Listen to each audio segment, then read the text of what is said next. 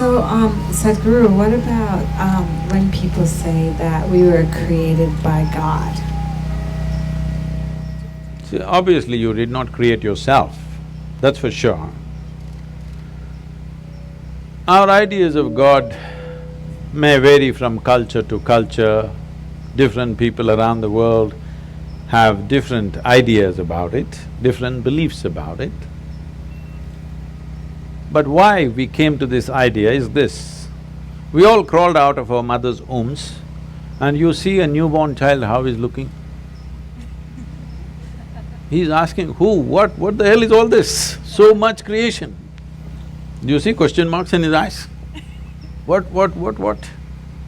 So much. Who did all this? Obviously first he looks at his mother.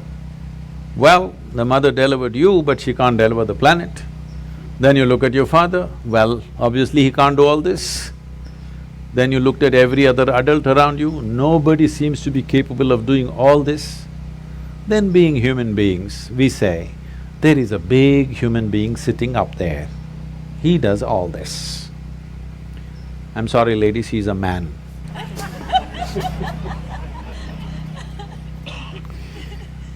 Because we are human, we are thinking a big human is up there. But it's a fact that we did not create this, isn't it?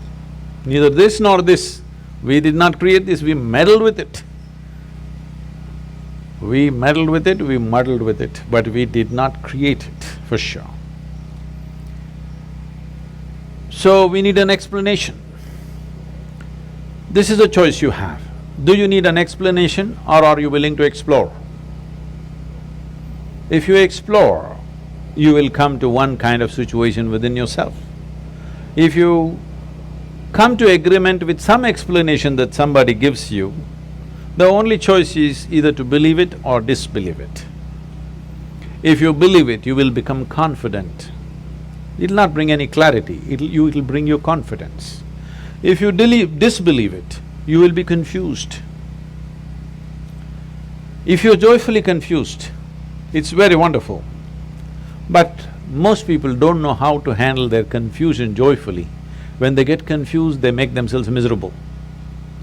But the most wonderful thing in human intelligence is to recognize what you do not know as you do not know. Everything that you do not know, you believe. This is a serious problem. We have done terrible things to each other simply because I believe this, you believe that. Continuing to do it even now, isn't it, across the world? Because I believe one thing and you believe something else. Now if I let you live, my belief will suffer. The best thing is you're dead. Yes because you believe something else is the truth and I believe something else is the truth, now both of us can't live in one place. We can pretend for some time. When it comes to real issues, we can't be in one place. Why is it it's so difficult? If you really have a working intelligence, you must be able to see what I do not know as I do not know, isn't it? Is it not very human and very wonderful to see what I do not know, what's the big deal about it? If you see I do not know is an immense possibility. Only when you see I do not know, the possibility of knowing becomes a reality. If you see I do not know, the longing to know, the seeking to know, and the possibility of knowing becomes a living reality. Everything that you do not know, you believe. You have to be only among your kind. If you are with another kind of people, either they should not exist or you should not exist, that's all it'll lead to. So this is something that we have to come to, because human intelligence is at its best when it does not know. If I just think I know, I will become stupid because I have my conclusions about everything. If I see I do not know, intelligence is full on, isn't it? You want to keep your intelligence in a working mode or a off mode? You saving it for another place? No, I want to know because it looks like that. A lot of people are saving it for elsewhere. No, you need it here. If you need it here, please look at this and see. When you see I do not know, you become very conscious, very aware, very alert. Is it true? When you think I know, you do the dumbest and idiotic things, very gross things. Yes or no? Yes. If you really see I do not know, you have fight with nobody. You have no fight with anybody, isn't it? Yes. I know is always a fight. So in the yogic culture, there is a phenomena. I'm calling this a phenomena because today, this evening, you may not understand what I'm saying, but if you invest some time and energy, you will understand. We identify with our ignorance, never with our knowledge.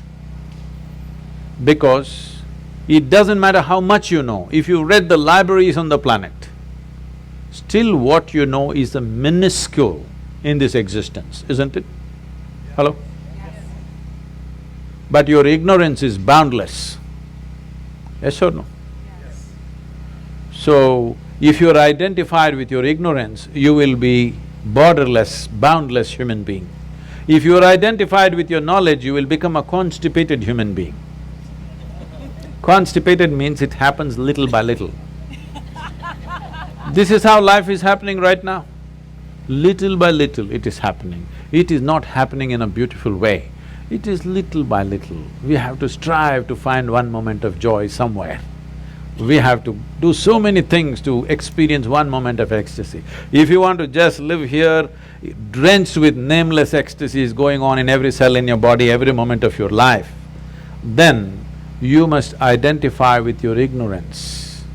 You must come to terms with your ignorance.